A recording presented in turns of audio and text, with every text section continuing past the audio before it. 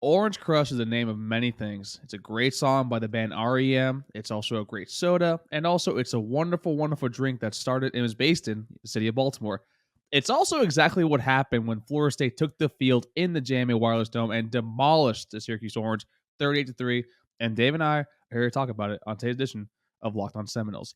Let's ride.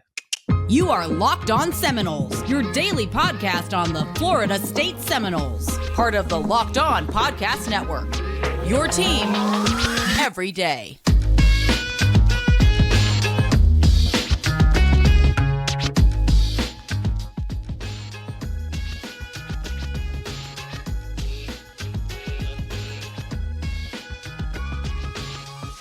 Good morning, good afternoon, and good evening, and welcome back to another edition of Locked On Seminoles. What's up, everybody? It's your boy Drake here, and today I'm joined in the stream yard by Mr. David Wise. Before I ask Dave to see how he's been doing this weekend, this episode of Locked On Seminoles is brought to you by Sling TV. Sling has something for everyone, especially when it comes to college football coverage. With a massive lineup of games across the ACC, Big Ten, Pac-12, and the SEC, I can always catch the games I want on Sling, and now you can too. Check out Sling TV now to see the massive lineup of games they have all season long. Sling TV is the TV that you love for a price you'll love even more, so try it today. But David, what's going on, my guy? How's your weekend? It was good, Drake. I feel like this episode should be sponsored by Dashboard Confessional because I feel vindicated. I have predicted 2 blowouts in a row, and I have gotten 2 blowouts in a row. If anything, I was too nice with my score prediction. I said 42-13. It was way too nice. I love that reference. That's so good. Right? But you're right, though, Dave. I mean, listen, hyperbole, Dave, is a real thing. There are times where just, you're automatically saying, oh, that's that school. That's that team. Sure. They have football there. They play football. But the past 2 weeks, you have been right on the money with the prediction. And also, you were a little nicer in your prediction, actually, with FSU against Syracuse. I think you had, was a 42-13 kind of game. Yep. And Syracuse actually failed to have anything on the opposite side of the ball. So let's start there. The game, 38-3, as I said, Garrett Shrader surprised us all. He actually started the game. And it was kind of evident that he wasn't 100%. When you saw basically Garrett Shrader coming in, how did you feel with the news actually of him starting over Carlos Del Rio Wilson?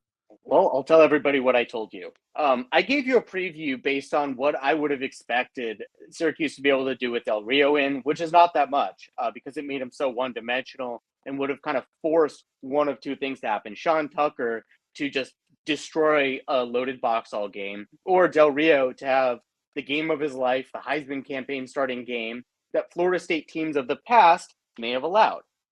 The moment they announced Garrett Shrader for the game, I think I texted you, well, this just became an easy win, because you can't allow a guy whose biggest threat is his mobility to go in against and banged up against a defense that has been feasting the last 2 weeks.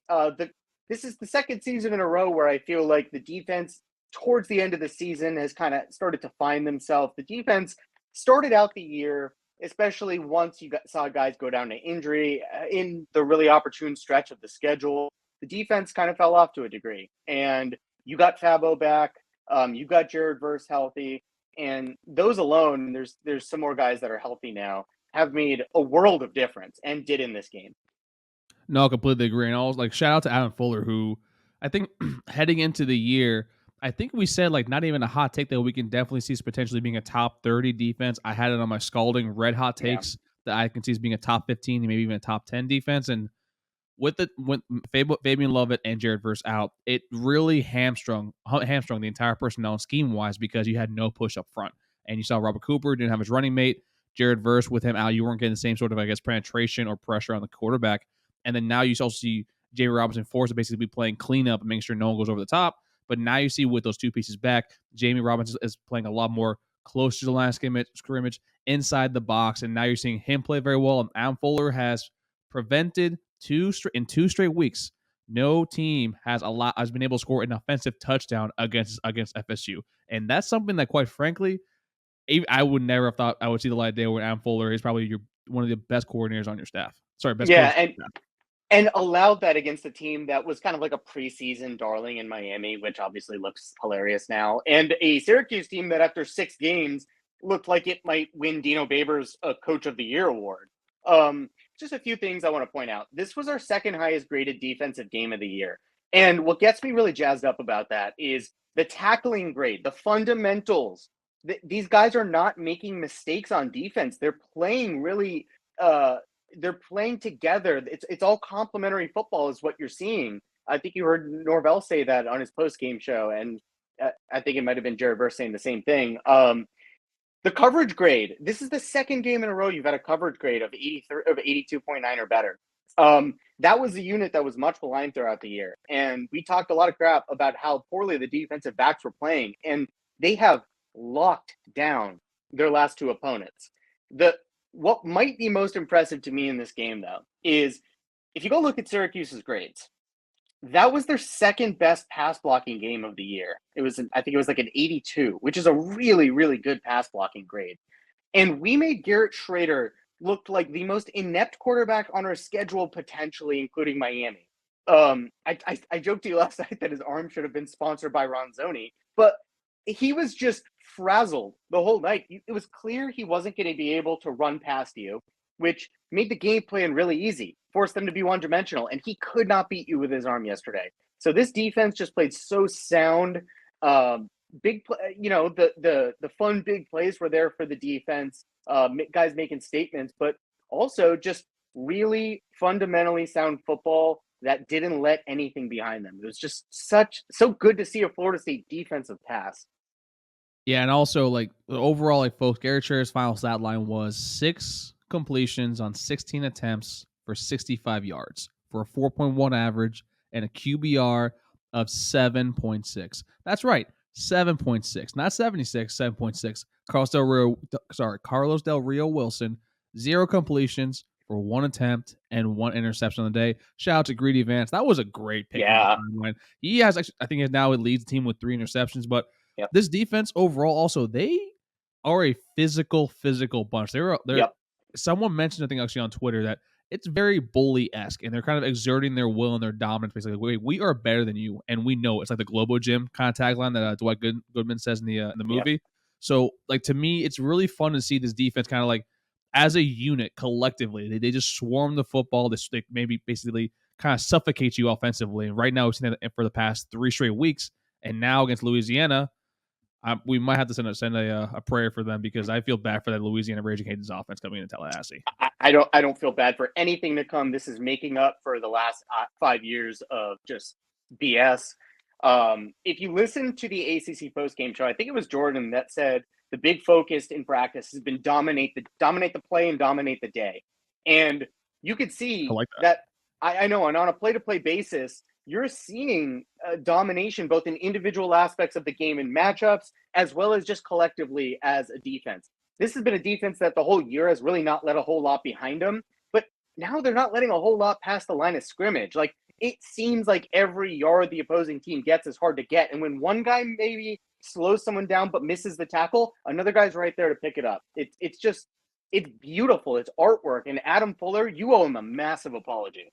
Yeah, I mean, he's doing really well. I mean, what else do we want me to do right now, Dave? I mean, he's done an incredible job. We have a top 15 defense overall. Defensively, it's great. And he also, the one thing he actually stopped the past 2 games, he didn't allow an opening touchdown drive to start the half, which is something that we all were like, what the hell? Why was it a consistent thing? It was like death, taxes, and FSU defense letting an opposing team score in the first play, opening drive of the second half. But overall, Adam Fuller has coordinated a great defense. Ranshan doing the same thing with the linebackers. Just overall, it just seems like all the pieces are falling all into line. And just now, it kind of bugs me that when now you see this fully healthy defense overall, like what could have been if the team was fully healthy for the entire year. Now, granted, it's football. Football is an aggressive sport. It's a collision sport that very rarely ever happens. But it's just damn. If we had Fabian Lovett and Jared Verse fully healthy for that stretch of 3 games, who knows what this team could have been? Nope, we're not doing that. There's not a lot to be negative about. That is a question for another day, and we will address that question, believe me. But this is a positive segment, and Drake, tell everybody else something else positive. Well, folks, something that's really positive is something that Dave has been using for a very long time, even before they became a sponsor at Locked On Seminoles. Our friends over at Upside. David, listen, inflation has us all thinking about different ways to cut back, whether it's driving less, dining out less, or buying less from the grocery store. We can all agree there's nothing fun about less. That's why Dave and I, Dave before kind of told me about it, started using Upside. Upside is an incredible app for anyone who buys gas, groceries, or dines out. With Upside, I don't have to cut back because I get cash back on every purchase. Dave, can you tell the folks how Upside works?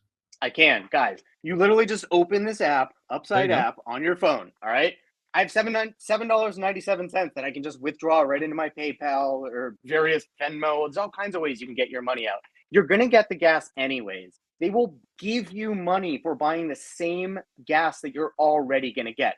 Open the app, check in at a gas station location that participates, and the money is just sitting there that you can withdraw. It's so easy. There is no good reason or no reason at all not to do it.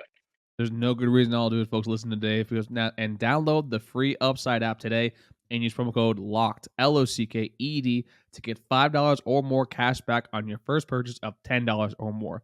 Once again, that's $5 or more cash back on your first purchase of $10 or more by using promo code LOCKED, LOCKED. Make some cash back with our friends at Upside. All right, Dave. Yeah. Now, we talked about the defense, gave them the flowers. Adam Fuller, I apologize. You're right. You should get the extension. You've been doing a great You've been doing a great job all season long.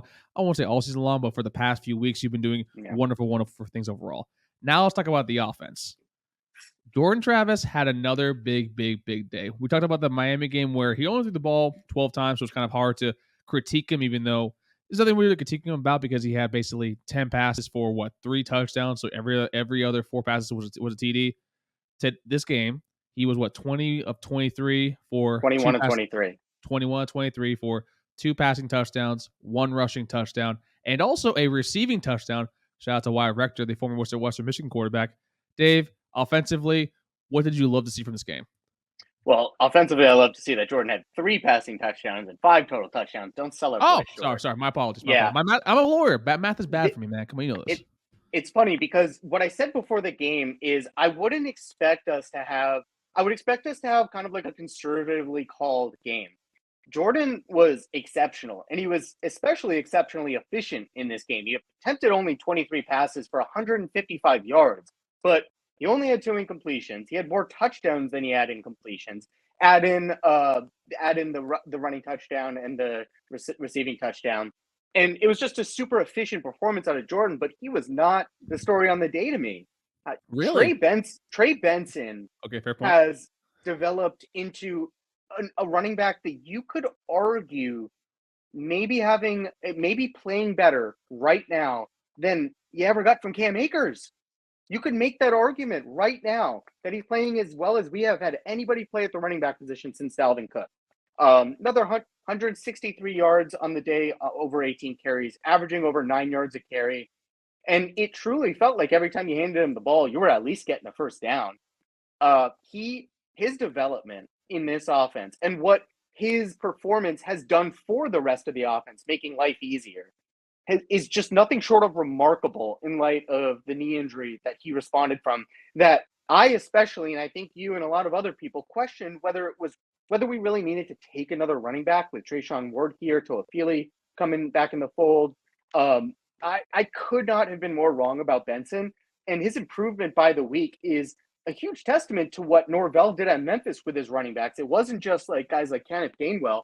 Norvell clearly has something special with the offense he calls and the way he develops his skill players. So just could not be more thrilled with the position this offense is in right now and how it's developed over the course of the season. It was almost a flawless game, and it was so good to see guys like Malik McClain and Kentron Portier get involved in the offense and just breaking one-on-one tackles, making plays for the team. That has to feel good for guys that have had their confidence questioned a little bit. No, I completely agree with that. And Trey Benson that was probably my story 1B on the day. That kid, when Trayshawn Ward went down, I actually was worried about it. Like Trayshawn Ward, while not your fastest back, I thought he was probably your best. He had the best patience and the best vision out of all of the 3 of them. I still kind of do, but you definitely see now over the past few weeks where Trey Benson has grown. And it's something that basically you see during the Miami game where I forgot the middle was blocked up. He once his lineman stopped, waited a second, and saw another hole open up to the left side, and that's when he ran in for the first touchdown. And you saw that several times in this game against Syracuse. Mix that with a very, very talented back with like high speed. Also, he is just a monster. It's a chore. It's a burden to bring him down. You don't want to tackle that guy. He's a bruising big back. So when you see right now, I think we're playing a waiting game at this point because I don't think that Trey Benson will be back next season because with the one thing of running backs and going to the NFL, you want less tread on the tire, so to speak. And or more. Or no. You want less wear and tear, more tread. Yes, thank you. That's what. Yeah, see, this is why I keep Dave around, folks. This is why he keeps me around. But overall, like that's what you have, and he hasn't been used very much. And you see what he is having this season. That the talent is there, the skill set is there, the production is there, and most of the running backs that Mike Norvell has coached are in the NFL. Tony Pollard, Dallas Cowboys, Dale Henderson Jr. He's over with the Rams now. Kenneth Gainwell, he's with the Eagles. Those are backs that are making a career in the NFL. And they all started with Mike Norvell actually at Memphis. And now I think Trey Benson is going to be someone that we need to count down our days and just cherish the last 2 weeks that we have with him. Yeah, I don't know if anybody caught this on Twitter. Dontavius Jackson was kind of saying, God, I wish we had Norvell instead of Taggart. Yeah. It is kind of a shame looking back about what could have been with all those guys that were there under the previous regime. But setting that aside, it's a scary thought that we tried Trayshawn Ward for a few runs in this game, and we just didn't need him out there. Whether he's fully healthy or not, he wasn't needed. Give him another week. That seems like it's what happened. It is a really scary thought. What happens when you have a fully healthy Trayshawn Ward and a fully healthy and this confident Trey Benson? The only shame here in this season is that we're not in game 1 right now and that we only have 3 games left to watch the running dynamic of this team. I hope there's a scenario where all those guys are back next year because they're going to be able to feed off each other and you're going to be able to take one out and put the other in with 0 drop-off. It's incredible what this team has turned into. I mean, they're like a legitimate thunder and lightning, right? It reminds me of when Sony Michel and Nick Chubb actually were playing with the Georgia Bulldogs, where Trey Benson, he's your thunderback, he's your big bruiser, he's hitting people, and then Sony Michel being your Trey Benson, where you're more elusive back, the pass catcher, the patience, and it's just something that, quite frankly, it does kind of suck that we only have 2 more games left with these two, right? And this is a running back stable. This is an offense that we're finally getting to see overall how this offense is built for playmakers, and something that. I mean, we saw 25 different. That's not 25 different players. Around 10 different players yesterday catch a reception overall. It feels like whoever you plug into this offense right now, as the way it's rolling, is going to be able to contribute, be consistent, and also be effective. And that's something that if Mike is able to find it out on the recruiting trail when the season's over, and you get him the 5 stars, the higher 4 stars, this is going to be a very fun team to watch moving forward. Yeah, the offense is playing at an elite level. The defense is playing at an elite level. They're feeding off each other. It's helping the special teams. Everything is just coordinated and in sync and humming right now. Our team's elite. Drake, tell everybody about something else elite, please. Well, something else elite, folks, that is our friends over at Nissan. This week's thrilling moment in college football is brought to you by Nissan. The thrilling designs behind the new lineup from Nissan are intended to empower drivers and vehicles as capable as the driver themselves. When I think of the unbelievable abilities on the field for this week's thrilling moment, it has to be Dave, what do you think is the thrilling moment from the game this past week? The thrilling moment is one of the Syracuse players coming over to our sideline and talking some crap when they're down 30 points, and Mike Norvell saying, you know what, screw it, we're going for 4th down. And what do? We do a Philly special pass from, who threw the pass? Wyatt Rector. Former of Leesburg, Florida, the special teams god. He's great on special teams. I will give him that. He's a good special teams player. But he throws the touchdown to Jordan Travis. We had no reason to throw another touchdown or run a trick play in that scenario. I like Mike Norvell putting a thrilling moment out there just to stick it to the other team when they're trying to get a little cute on the sideline. I mean, it's grand, folks. This segment has been inspired by the thrilling new designs featured across Nissan's new lineup of vehicles. Pursue what thrills you in the all-new Frontier, Armada, or Pathfinder today. All of them are available now at NissanUSA.com. Folks, my first car was Nissan Altima. That thing is now over in Panama. So whenever I go back, that's my car for there because Nissan's, that's just the best car to have. So head on over to NissanUSA.com today. All right, Dave. We're towards the end of the show. We're going to be wrapping up here. I actually completely forgot about the Syracuse player coming down back over the sideline. And just Mike Norvell just, you know what? I'm just going to drag my nuts all over Dino Babers' face real quick and just basically just call this great Philly special. But Dave, we're at the end. We're not going to do a Louisiana preview. I don't think that's something that kind of we need to do till later on in the week. How do you feel about this team moving forward? The new AP poll actually did drop earlier today. We are now 20th in the country. We're top 20. Actually, ESPN by FPI standards has us at 11 or 12 in the country. How do you feel about the way this team is currently structured and basically their what's the word? They're standing in the college football landscape right now. Well, again, I said we're not going to do this. We'll do this later in the week, but it's just like you think about one or two plays breaking differently, and you're suddenly a 9-1 team or an 8-2 team, and you just wonder if this is like a team competing for top 10 status that maybe if they had beat Clemson would be playing in the ACC championship game. But it's okay. That's not what happened, and that's okay because where we are right now as a team, we have not played better since 2016, maybe. This is the best team we've had. This is the best you've seen Florida State play, I think, since Jimbo had Jameis. I don't think it's been better since then. It feels like as Florida State is able to assert their will and break the will of the teams they're playing right now. And it'll be interesting to see just how much that can be replicated over the last couple games of the season, whether that momentum continues, because it is the most encouraging thing is not, I don't think, just the fact of how we're playing. It's that you are seeing in the process that the really young guys like Patrick Payton is developing into a monster. And guess what? He ain't going anywhere. He'll be back next year. And he's playing at a very high level right now. So you have contributions from guys that I think a lot of people might have written off, like Greedy Vance after he gave up that unfortunate pass that I don't know how wasn't intercepted earlier in the year. I just a lot of guys right now are playing, I think, to their potential, which is a testament to the staff that they're getting the most out of these kids, which lets you know that the kids are fully bought in. The coaching staff is not, coaches have to recruit, they have to coach, and they have to call plays. And everything is clicking right now, save for, I think, Norvell City had one dumb play call in the first half, which is true. But I'm glad he recognizes that and is learning from that. These kids are clearly learning lessons from this coaching staff. And just the mind meld of where this team's at. Everybody's where they're supposed to be out on the field, and they're not making mistakes. They're capable of the big play. They're more efficient now. Everything is going right.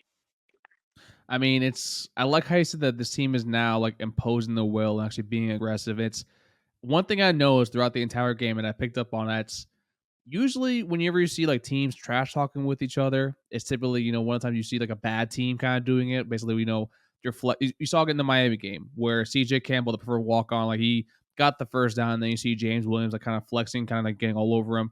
But then in this game, you see Jared Verse gets a sack, starts chirping to the linebackers. Sorry, the linemen. You see Tane Bethune also gets a sack, starts chirping everybody else around him. And you see Micah Pittman, if you see, actually never keeps his mouth shut. I think his mouthpiece is never in his mouth overall. And he's someone that gets the first down, gets right back up, stares right at the DB and drops it.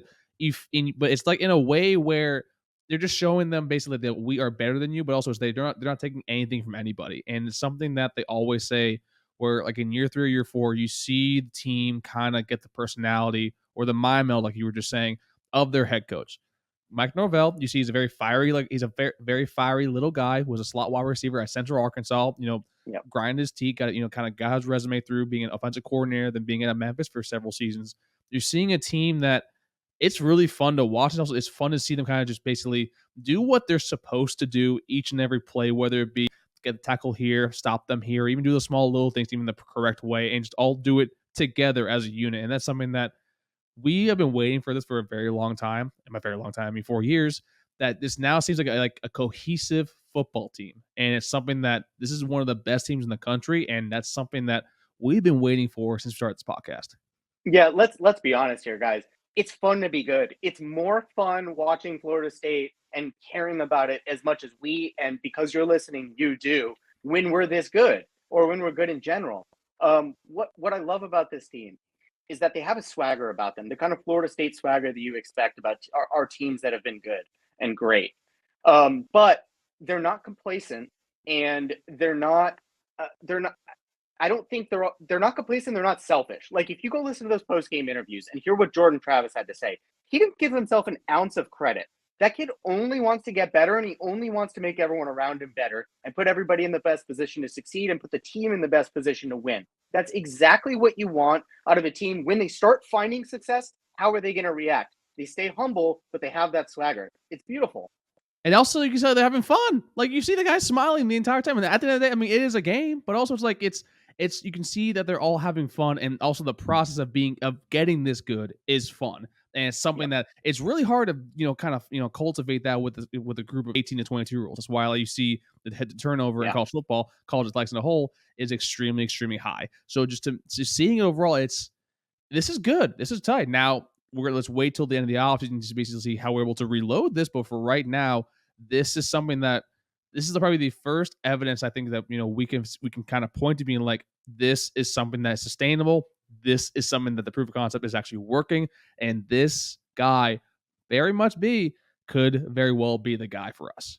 I'm glad you said that. I'm not even sure it's that the proof of concept is working. I think the concept has been proven. At this point, you're going to need to convince guys to come back for next year. You're going to need to do well in the transfer portal and finish out the recruiting class strong.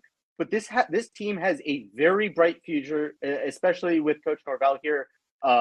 He's shut everybody up, including us, who have at times doubted him. Clearly, he has the attention of this team, and he's getting the most out of them. This isn't a team full of 5 stars. It's just not yet. But if they keep playing like this, it's gonna be a hell of a recruiting pitch to want to come play in this offense. Who's the kid committed to Texas right now? Cedric Baxter. Cedric Baxter, man, I don't know how you watch what Texas did and watch what Trey Benson did and not want to come play in this offense. It's fun, like you said. The kids are having fun and they're killing it while they're out there. And they look good doing it too. It's like they're not just winning just by skin. Like they look good winning, and they're having like you see Jordan. I think there's a picture of him running for the touchdown. He puts his fingers up like this and smiles. I'm like, damn, that's the Jordan that we wanted to see. Because after during that 3-game losing streak, it's you can see that he just wasn't just completely there. But now you just see everyone is being on the same page, and it's fun again. And FSU football is fun again, and that's something that we haven't been able to say for a little bit. Yeah, the 10. This is a 10-win season is still in play for this team, including the bowl game. You've got to feel good about Florida State's last 2 games of the year, especially against Louisiana. We'll get to that, but got to feel good about your chances against Florida. And this team's going bowling, and the way they're playing right now, I would challenge you. Go look at the AP Top 25, and how many teams are you confident beat this Florida State team playing this well? There's only a handful, and it's a great place to be, and it's something that I feel like a lot of us thought was hopeless, and now we're back.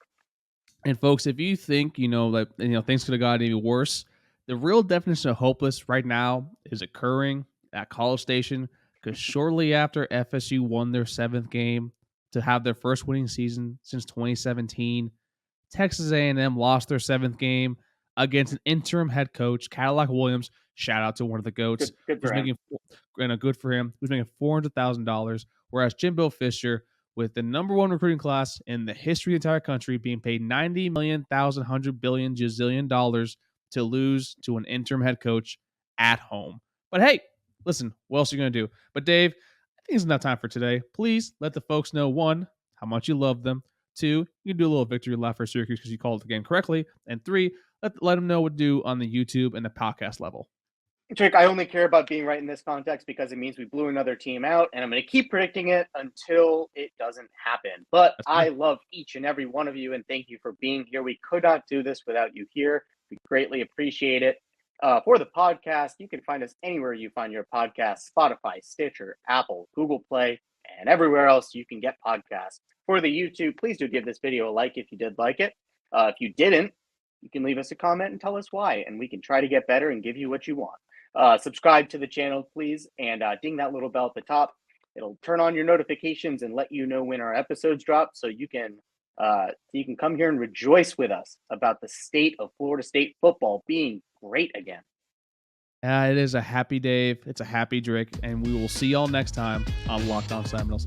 Take care, everybody, and RIP Anthony Rumble Johnson. Go Noles.